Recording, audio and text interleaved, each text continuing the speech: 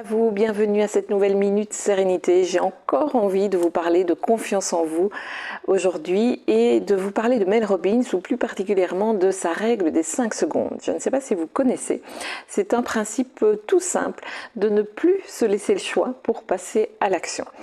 Mel Robbins dit souvent que le manque de confiance en soi, en fait, c'est une habitude qu'on entretient notamment en scrollant au fil du temps, à regarder la vie chez certains qu'on aimerait avoir, les choses qu'on aimerait pouvoir se permettre, etc. Et en fait, de rester dans cet immobilisme qui finalement nourrit le manque de confiance en nous. Donc elle propose de ne plus se laisser le choix et de passer à l'action. Lorsqu'on a un objectif, une envie, etc., qu'on a posé les choses, c'est d'avoir ce compte à rebours de 5 secondes. Donc on compte 5, 4, 3, 2, 1 et hop, on y va. Pourquoi ça marche? Parce qu'on ne se laisse pas le choix et parce qu'on évite que notre mental s'en mêle et court-circuite l'action. Parce qu'en effet, souvent on a plein d'impulsions, mais ce qui fait qu'on ne passe pas à l'action, c'est que notre mental commence à nous trouver 1000 excuses et il trouvera toujours des excuses pour ne pas passer à l'action.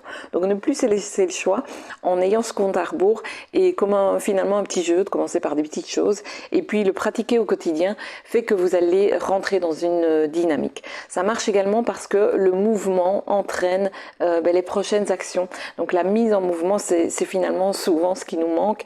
Voilà, on trouve les excuses et puis finalement on reste là et on continue à scroller ou à imaginer la vie qu'on pourrait, puis finalement de se dire non, j'en suis pas capable, alors que quand on a l'impulsion et qu'on passe à l'action, ça génère une certaine dynamique qui va nous faire passer à l'action et réaliser des choses. Et finalement le troisième avantage, c'est que vous allez justement réaliser ces choses qui vont finalement vous nourrir la confiance que vous avez en vous-même, parce que vous allez célébrer ces petites choses et puis finalement vous allez tester sur des choses plus conséquentes et finalement c'est ça qui nourrit la confiance en vous. Comme je vous l'ai dit il y a quelques semaines d'ici, n'oubliez pas que les personnes qui ont confiance en elles, ce ne sont pas des personnes qui ne doutent jamais, ce ne sont pas des personnes qui n'ont pas de doute, qui réussissent tout ce qu'elles mettent en œuvre. C'est juste qu'elles continuent à avancer, qu'elles célèbrent leur victoire, qu'elles se connaissent et qu'elles avancent avec leur peur et qu'elles passent à l'action.